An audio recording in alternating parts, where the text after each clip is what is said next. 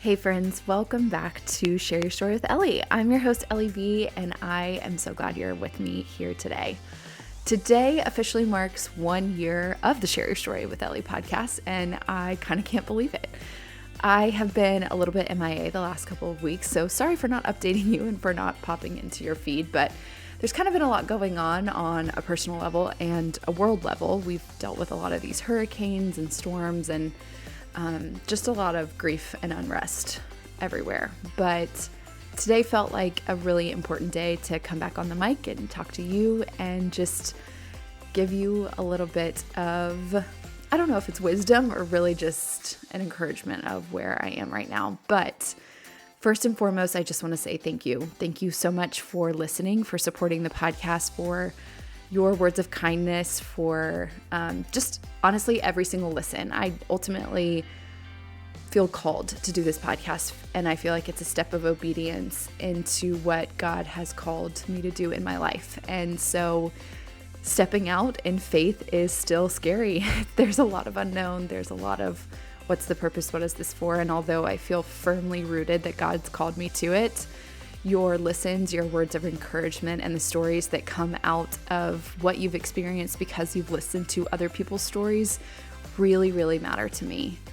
And I just want to say thank you. I cannot believe it's been a year. 2 seasons, like close to 50 episodes later, and there's so much I'm still learning, and I know there's so much still in store. So thank you so much. October 17th, as you may or may not be aware, I talked about this probably in the first episode, is also just a really heavy day. It is the day in 2017 that my sweet mom was diagnosed with cancer. And I have a lot of Instagram posts, blog posts, all of that, just detailing what that time was like. And as a young 22-year-old, I don't think I could even fully grasp just how pivotal that day and those 2 words, it's cancer, would change my life in every which way.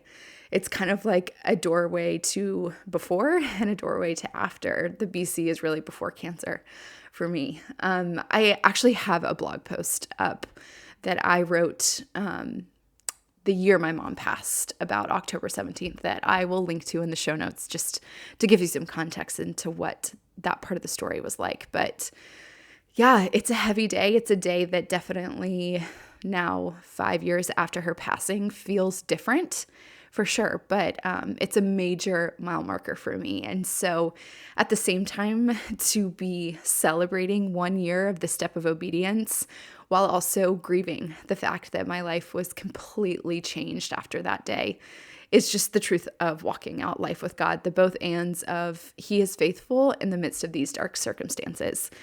And honestly, that's been the story of the last couple of weeks and why I've been a little bit MIA. Nothing is majorly wrong from a health perspective, so absolutely do not be worried in that regard. But just walking through some things that I really felt like God was leading me in a direction and showing me something new and exciting, and just to have disappointment again, honestly. And in some ways, that same story is echoed in that October 17th of 2017. You know, hearing disappointing, not the news we wanted after my mom had been sick for a couple of months. And then stepping into, okay, maybe this is the story God has for us, but we know He's the conqueror, we know He's the healer, and ultimately we firmly believed that the sickness would not end in death. And though it did lead to earthly death, there's a lot of life that has also come from it. But I recently was listening to a podcast, and if you and I are friends, text, whatever, you know how much I love Mia Fields and her story and her faith. And one of the things she talked about on Rita Springer's podcast was that her family, she feels, is really given the gift of faith, like believing in, hoping, and trusting above all else that things will turn out for good because God is in it. And because of that, the way the enemy attacks her family the most is through disappointment, because that is the thing that pulls the sails of hope and faith down, just disappointment, especially when you feel like you've been led in a direction. And so that's kind of some of what I've been processing through, like being in that place. And that story is, again, the same with my mom, of having ultimate hope and belief, beyond anything else that home is not here and that he has created redemption, but still feeling the weight of the disappointment of things not turning out the way I thought and the way I'd hoped.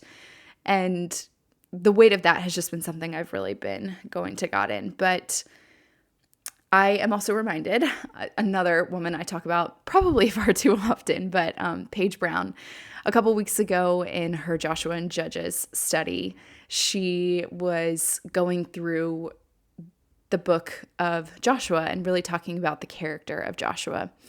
And one of the things she said really, really stuck with me.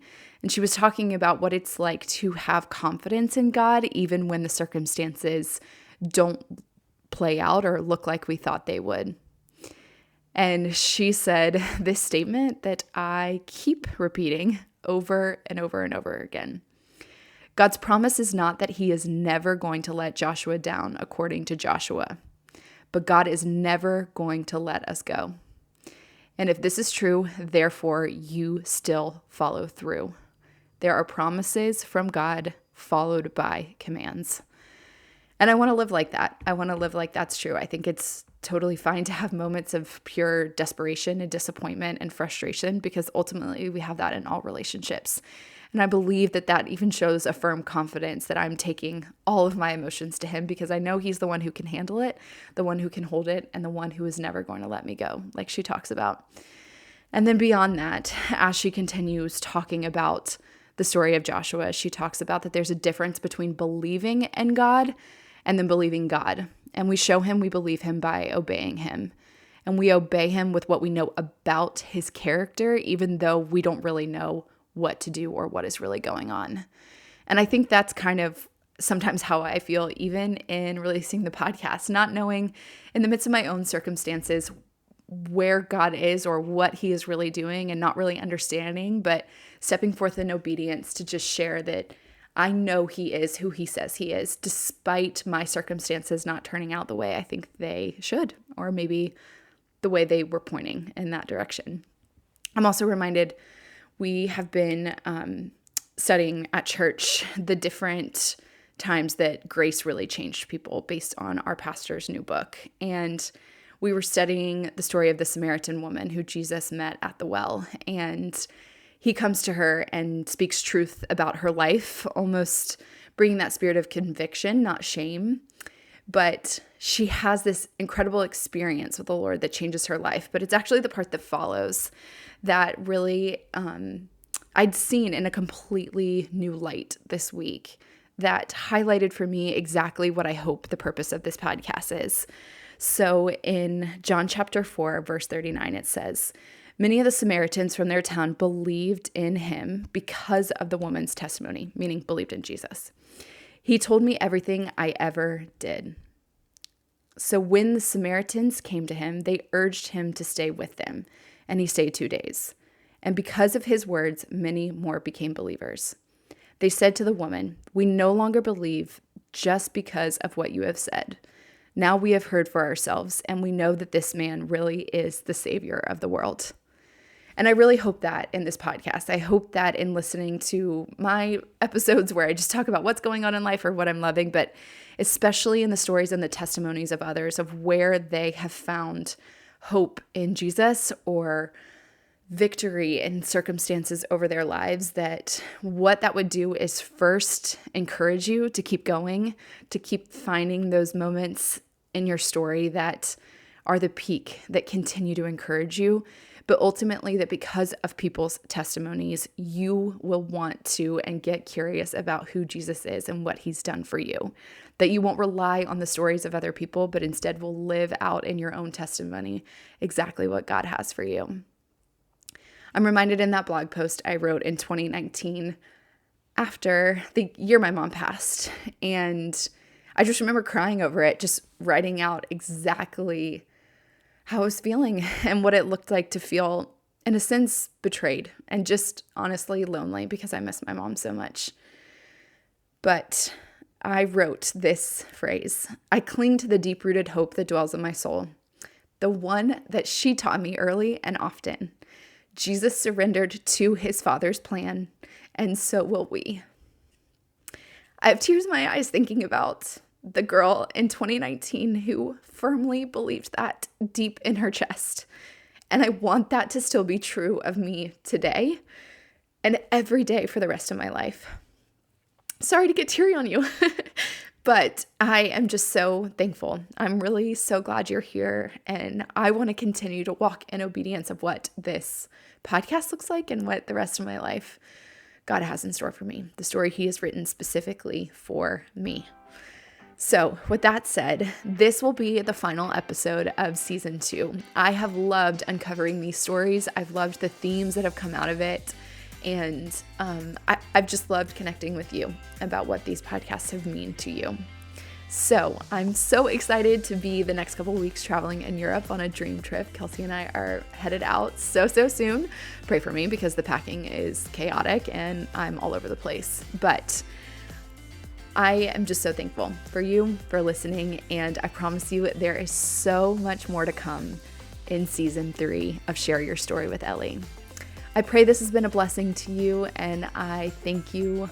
I know I've said it 100 times, but I just am so grateful for those of you who listen, who tune in, and for just the encouragement that you've offered me in the midst of everything.